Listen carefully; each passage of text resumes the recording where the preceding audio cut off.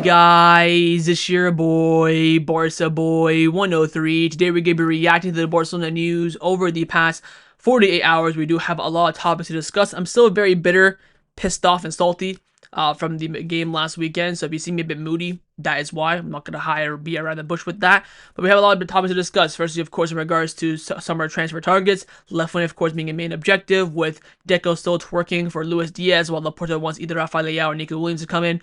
We'll discuss that. The flip-flop around Lewandowski. 1 minute he's world-class, next minute he's shite. We want to get rid of him. Of course, bringing a new striker will be very difficult, but also a very important agenda on the table for Barcelona. We will discuss that. Big steals as well. Ansu Fati and Garcia expected to 100% leave Barcelona at some point in 2025. Also, big renewal updates around Frenkie de Jong and Araujo alongside Lamine Yamal as well. Big updates on the General Assembly that took place, of course, last weekend with the Nike deal being approved. Stadium question as well. How many home stadiums will we have in 2025? It could be more than 3. We'll discuss all of that in this video. But before we get into it, make sure you guys smash that like button down below. Let's try to get to 200 likes in this video. It would be very much appreciated. Also, if you are new, make sure you subscribe down below if you haven't already, and let's get into it. Now, before we get into this video is sponsored by Number 1 Foot. Number 1 Foot is by far the best replica jersey website on the market, and it's not even close. They have a variety of different items at the absolute best prices. They sent me 2 kits recently. First one is the retro Barcelona kit, the home kit, which I'm currently wearing right now, and also as well the second kit for that season in the blue edition. Oh my god, like the stitching is fantastic. The quality is, superb. Feels like I have the actual, original kit for a fraction of the price. And if you use the discount code BOY at checkout, you do get 10% off your order. That's BOY. Use it at checkout, and all orders above $80 as well will receive free shipping. So what are you waiting for? Hit the top link in the description down below and get your new football kits today. Let's start off with the transfer news over the past 48 hours. The first topic we're going to discuss is, of course, the main priority for Barcelona this summer, and that's, of course, to reinforce the left wing position. The only real question right now is, who's the target going to be? We have a few names on the list. This guy likes this person. This one likes that. We have that, but we don't have a main concrete target to really focus on once we hit, of course, the new year. But now that's becoming slowly but surely more clear. Now, Catalonia Radio have come out saying that Jorge Mendes is pushing very hard for the Rafael Leão to Barcelona move to happen, but it's early to tell anything more than that. There are also 4 to 5 other candidates in the left wing spot. Deco wants Luis Diaz, while João Laporta wants either Rafael Leão or Nico Williams. I don't know what Deco is smoking with this Luis Diaz agenda. Bloody hell, it needs to stop. Listen, Diaz is a good player, but for the price, you still have an extra 10 million, get a younger and more flair Leão. It just doesn't make sense unless he's like in the final year of his deal, or if he's going to be a free agent. He's, of course, a very good player, but not someone that I would break the bank over, and this is what we're talking about. When you're the Barcelona's, main target for the summer, you're going to be breaking the bank. And not 100 million plus like a Garcia, Dembele, Coutinho have done in the past, but 60 million, 70 million, you bring in a quality player that fits the system that you want perfectly, and also can be that kind of marquee summer signing as well. So Laporta looking like he has a bit more ball knowledge than Deco just shows the state of what Barcelona is currently in. Now, quickly on Nico Williams, Tony Juan Martí has come out saying that Nico Williams would like to join Barcelona this summer. This came out right after the defeat to Atletico Madrid, which makes no sense to me. That's very much propaganda in my books. And with the Nico Williams, for me, I'm still in the same boat. If he's the only option left, I'll go for him, but I'd rather go and try. I might sound a bit hypocritical, but I'd rather sign Luis Diaz than Nico Williams. I'm talking about just the player themselves. When it comes to prices and conditions, stuff like that, I might favor Nico Williams over Luis Diaz, but straight on player, I'd rather sign Luis Diaz, because at the end of the day, he didn't want to make the move in the summer. Game is game. The Barca train only comes by once. Be very hypocritical if the train came by the very next summer, but as I predicted last summer, I think it will. But again, I can be a bit optimistic. But again, with the Rafael Leão move, it's only being really pushed right now by Jorge Mendes, no one else really. So we have to wait and see how AC Milan feel, and when the Barcelona actually go ahead and pursue this. Of course, Deco is Portuguese, so maybe he knows a bit about the Portuguese market, Portuguese players. The fact that he wants Luis Diaz over Leão could maybe be some sort of a sign to watch out for, but we will wait and see how things turn out. But again, for now, the left wing is still the main target for Barcelona this summer, with names such as Rafael Leão, Nico Williams, and Luis Diaz all on the table with no clear target identified yet. Now, a position in which Barcelona were not looking to strengthen until the summer of 2026, but are looking to potentially push it ahead to this summer of 2025, is the reinforcement of a striker. Now, I first want to discuss this report coming in from Sport, saying that Barcelona are concerned about Robert Lewandowski's loss of effectiveness as they have no replacement, and because he will be renewed for one more season unless there is a catastrophic scenario and an exit is mutually agreed upon. I hate this. Do you know why? Because every time Lewandowski drops a sinker, we hear the same reports. A month ago, the club were glazing him. Oh, Lewandowski next season, he's locked and loaded. The club trusts him. They think he's at the quality. One bad game, and it just goes tits up. And I hate how reactionary not only the fans are of this club, including myself, but also the media, and you could even say the board. Because now they're thinking about, oh, maybe we should bring in a striker. Look, he's had one bad game. Lewandowski is the top goal scorer of 2024. He's won the European Golden Boot, unless Haaland gets 3 goals in the last 2 games for Man City, which is not likely at the moment. He's going to win the Golden Boot for the 2024 calendar year for Barcelona, which is nuts. Now, I'm not defending Lewandowski whatsoever, but I just hate this narrative of up and down, jumping back and forth. Make up your mind. You think he's good enough? Stick with him. If you don't think he's good enough, bin him. What's with this up and down? He'll go score a hat against Barcelona. Oh, Lewandowski good enough for next season. We're not going to sign a striker. Then we go stick it up in the Super Cup. Oh, Lewandowski not good enough. We got to go get a striker. I just hate the back and forth. But the back and forth is, of course, happening. Catalonia Radio came out saying that the only way Barcelona will sign as top striker this summer is if Lewandowski leaves. If so, Barcelona will go for someone like a Haaland or Gyökeres. The club, anyways, has Jonathan David under their radar, although other options are behind him too. So if Lewandowski, if we're going to sign a striker, he has to leave. Of course, his contract does expire this summer. When it doesn't expire, we have the option to terminate it. If he does not play a certain amount of games, he's going to reach those games, so it's going to be more so under the player's hand than the board's plan. There's no way we can pull off a Haaland signing this summer alongside a left winger, and this is the concern I have for me, that if we decide to go for a striker, we're going to bend the left wing completely and go all in for a striker, and for me, that just doesn't make sense. I think the most logical option is to bring in a striker like Jonathan David, a free deal, very cheap, to come in, provide that coverage and competition for Lewandowski for one more year, and then push for the striker in 2026. Gyökeres for 70 million for me is absolutely pointless. Of course, Haaland for 150 is worth it, but it's not really feasible for the club right now. So I think Jonathan David would be a great option to come in off the bench, provide some sort of option. Maybe one game he'll get like a run in, he'll score a hat trick, then he gets the reins going forward. I think it's a good gamble to go with, especially that he's a free agent. But this back and forth on whether or not Lewandowski is good enough or not, it's just so annoying. I've reached boiling point because since he's come in, we've been hearing these rumors. Like I said to you guys in my talk after the Atletico Madrid game, he came in, first 2 months was great. After the World Cup, he was crap. First start of last season, he was crap. From second half of the season, he was good. He started this season off well, and then now the last month he's been crap. I mean, I've had enough of it. It's just back and forth. Even Lewandowski came out after the game against Atletico Madrid. Oh, I lack concentration in the box. You twat.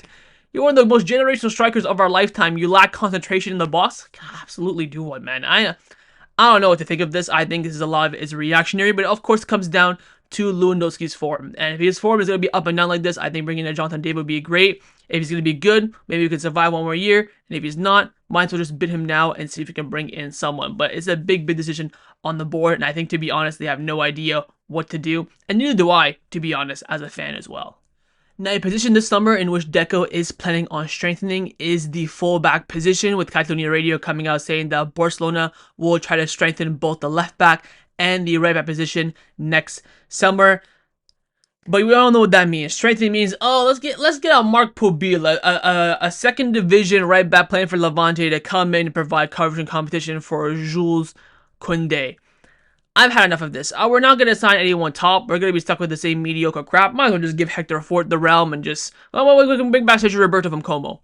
I mean, we're not signing world-class fullbacks. That's going to cost you 50 million, maybe 25 for the pair, maybe 30, 20.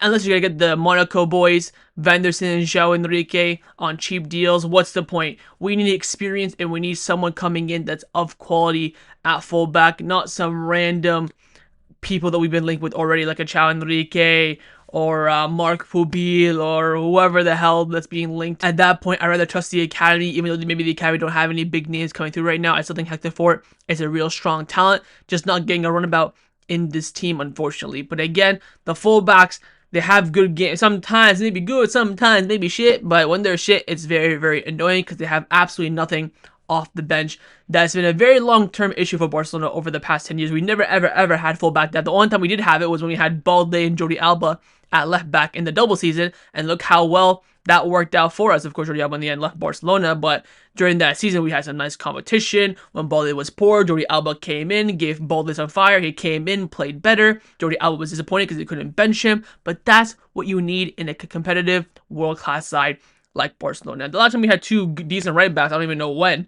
Like, it's been that long, so I don't know what's going to happen. But I doubt there's going to be strengthening in the sense that we're going to bring in good players, and they'll just bring in some youngsters or players with talent, and we're just going to see what's up with that. But we'll see. Again, the plan is to make some signings in the fullback area this summer.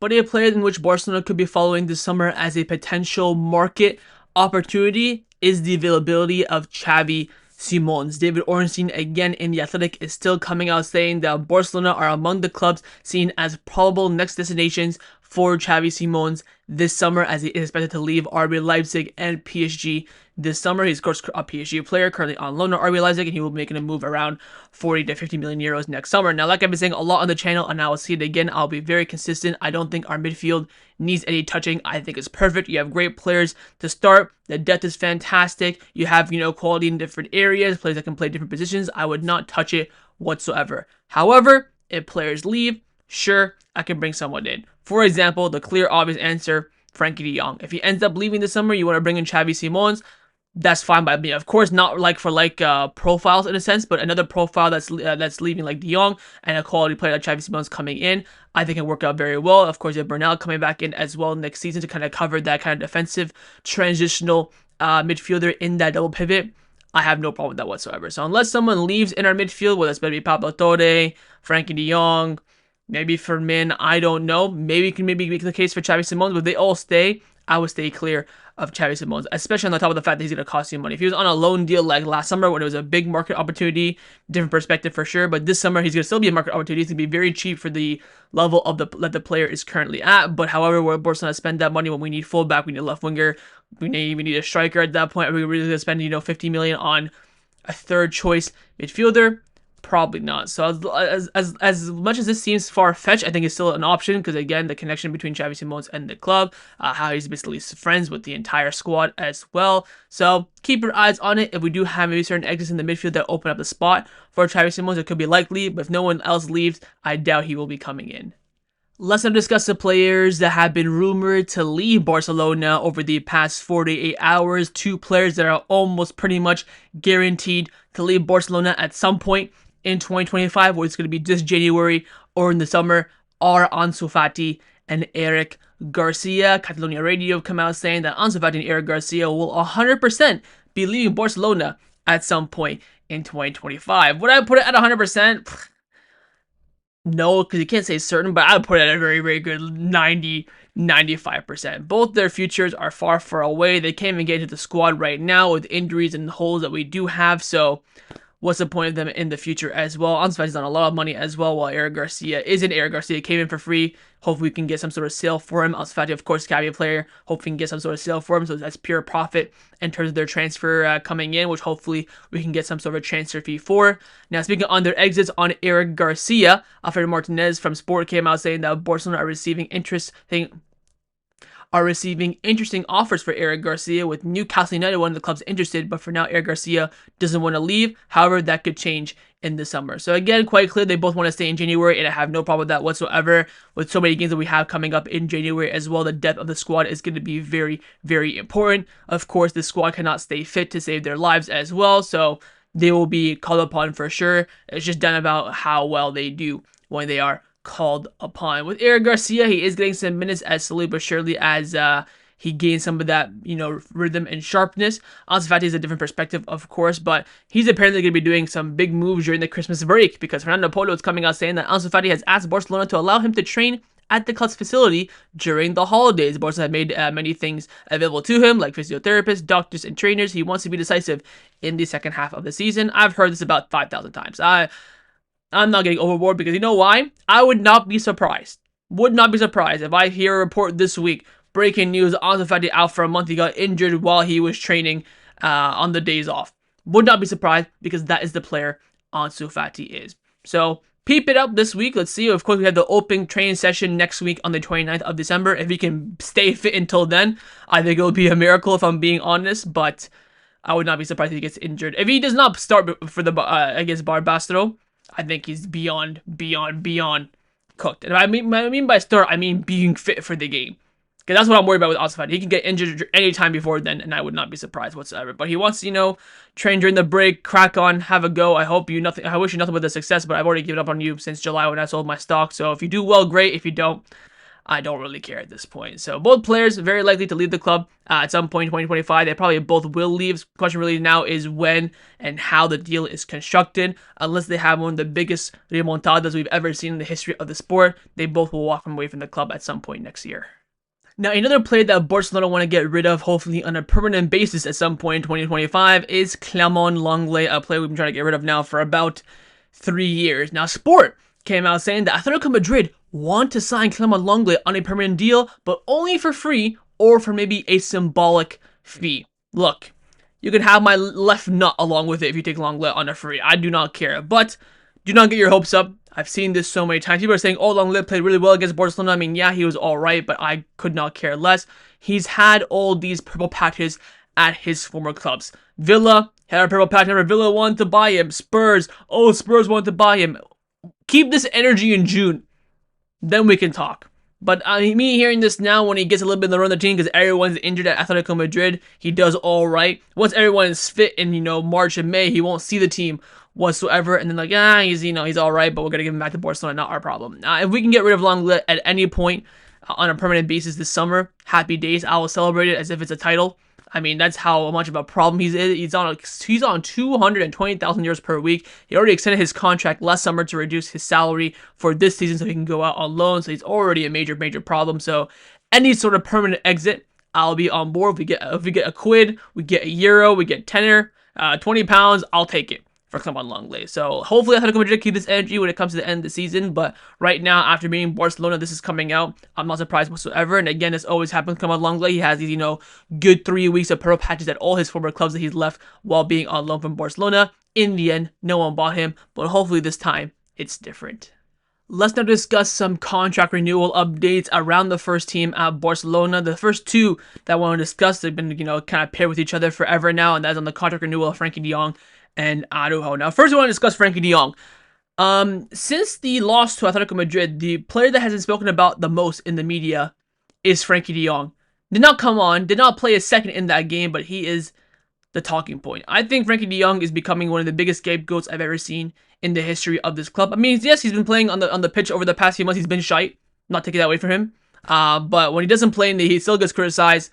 That is the definition in my book of a scapegoat. Now, Mikel Rico came out saying that some important figures within the club believe that Frenkie de Jong costs the club more when he's on the pitch than when he's in the stands.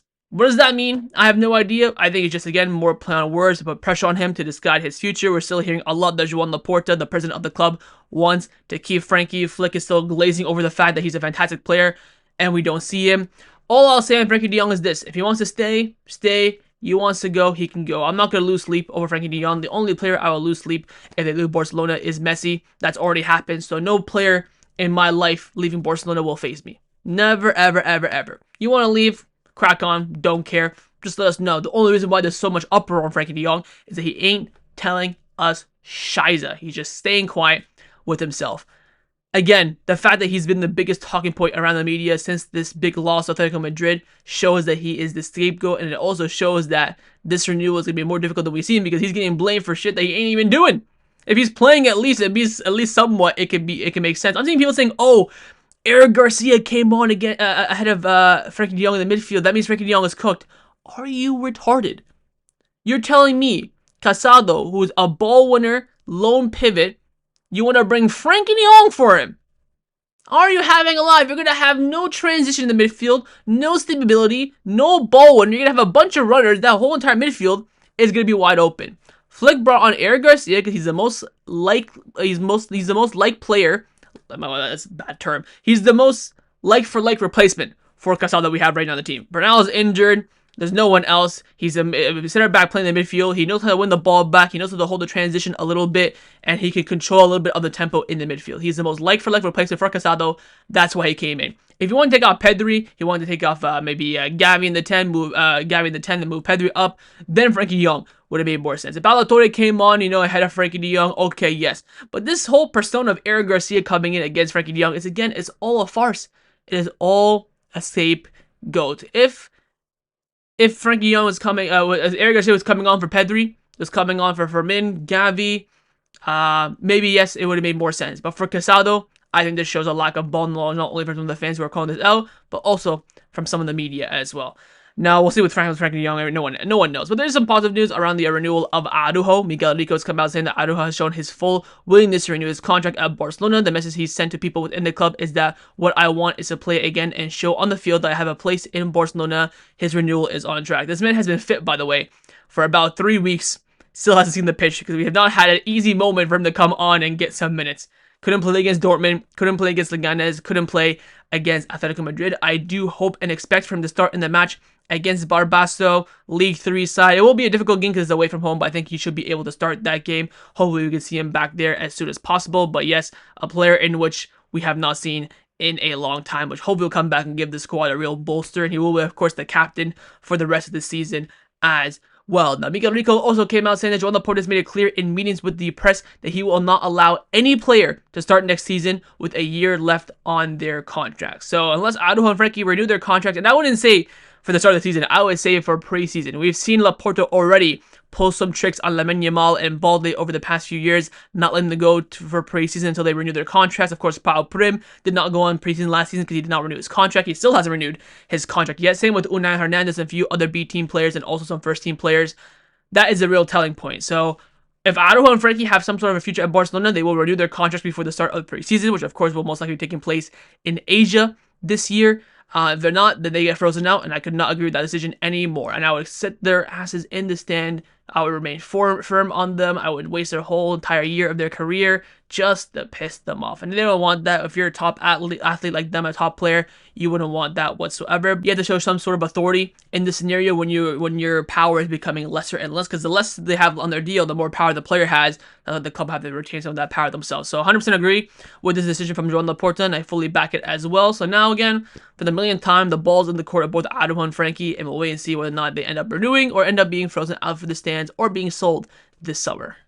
And the final contract renewal update is on the contract renewal of Lamine Yamal. Now, Antonio Juan Martí has come out saying that formal negotiations regarding Lamine Yamal's new contract will start in February or March. Due to Lamine Yamal's status of a player skyrocketing over the summer, both Barcelona's representations recognize that the financial terms agreed upon are now being outdated. The club knows this and they will need to adjust the numbers. Both sides are eager to continue their partnership, but reaching an agreement won't be easy. Barcelona's financial situation remains challenging, but they'll make an effort because Lamine Yamal is their crown jewel. Lamine Yamal's representatives now believe it's fair for Lamine to receive a contract that matches his status as one of the best players in the world. Lamine is clear, Barcelona's club is his life, and he only envisages wearing the Blaugrana jersey. So pretty much, he wants to earn that Lewandowski, Frenkie de Jong wage, which you can't say he does not deserve. But then again, you can argue that he's 17. You don't want to really bolster him up too much. Messi wasn't earning this when he was 17. But the renewal that he signed last year is now very outdated. I do agree with that. The only issue I have is that we have other priorities ahead of Lamine Yamal. Pedri, Gavi need renewals. Araujo and Frenkie needs renewals as well. I don't want to be jumping to Lamine Yamal halfway through when we need those four players to decide their futures first. But yeah, they all need renewals. This is the problem with Barcelona. They like to do everything last second. They like to congest everything. And I think honestly, Lamine Yamal, Pedri, Gavi, Araujo, Frenkie, I cannot see us renewing all five. I think someone will walk. Who? Could be anyone. I'm thinking it's gonna be one of Frenkie or Araujo, if I'm being honest. But it's gonna be so hard for the club to renew all of them, register all of them, give them all the wages they want as well, keeping all of them happy. And then after all this, Koundé, Rafinha, and Christensen need renewals going into next season. So it's just all over the place from the board. They get stuff done, but they do it in a very poor and very slow and very last second fashion. So we'll wait and see how things turn out. But no doubt they're gonna let Lamine Yamal slip through their grasp. This renewal will definitely happen. It will. I won't say it won't be an issue, but it's gonna be like Pedro and Gabby. It's gonna be negotiations. It's gonna be talking. Gonna be points of finding an agreement. But we all expect Lamine Yamal to continue at Barcelona. Let's now discuss some of the news surrounding Barcelona over the past 48 hours. The first topic I want to discuss is around the registration of Pau Victor and Dani Olmo heading into the new year. Now, firstly, on Pau Victor, Gabriel Sanz and Deportivo came out saying that Pau Victor is confident that the club will register him. He is calm and he's focused on football. He's not worried for his continuity. He's even convinced that he will have more minutes under Hansi Flick in the coming matches. The Real Betis have expressed an interest in the situation and the possibility of him arriving on loan. Barcelona are aware of this, but are not considering this departure in any way. They insist they do not plan any departures in January. The squad is not large and they count on everyone. That's, of course, a little hint there for Eric Garcia and Ansu Fati. And again, same thing with Pau Victor. Like I mentioned in the last video, we talked about the Betis' interest. It makes no sense to let go of Pau Victor now, and Lewandowski is on his last limbs and people are already calling for his head, and he's the only natural option up front. Of course, Ferran Torres now we're seeing a lot more of, but I mean, he is more natural than him. But yes, I think the club will end up registering Pau Victor. It should not be an issue. The same really goes for Dani Olmo as well. Now, Gigentes have come out saying that Dani Olmo's father, Mikel Olmo, and his lawyer, Ezra Ramon Valencia, were at the training center a few days ago to work on the player's registration. Barcelona are racing against the clock to register the player. They have ruled out the option of providing financial guarantee. As the Porto mentioned during the traditional journalistic lunch, Barcelona will face a Liga's court, and this will happen, of course, yesterday, Monday the 23rd of December, after the club filed a lawsuit to register them, even if it's only on a temporary basis. Now, following that lawsuit that happened yesterday, the reports are suggesting right now that lawsuit was rejected, so now the club have to find another way, whether it's going to be those bank guarantees, getting the money in for those VIP boxes at the new Spotify Camp Nou. I don't know who, what, when, where, why, how. There's a million different options, and I think in the end, the club will end up registering them, because yet again, they've never failed to register a player whatsoever. And we'll talk about this more so when we get into the General Assembly update, but the club are working on the Olmo and Pau Victor registration. It is their priority pretty much for January, alongside renewals as well. I don't know how it works, if they have to be registered by January the 1st, January 18th. I don't know who, what. They keep changing the rules every second. A lot of La Liga clubs are fighting against Barcelona as well. Sevilla, Atletico Madrid, Athletic Club, they want it done right. They don't want Barcelona getting any loopholes and getting any favors from La Liga. Javier Tebas is, give Barcelona one thing, then goes back on his words. From where I come from, if you go back on your words, you get a little something called beaten up. So I guess that's different nowadays. But we'll wait and see. Again, I'm very confident in the board to get this done. Just when it's gonna be the quick question. Probably the day we fly to Saudi Arabia is when they'll get registered, and I will not be surprised if that's the case.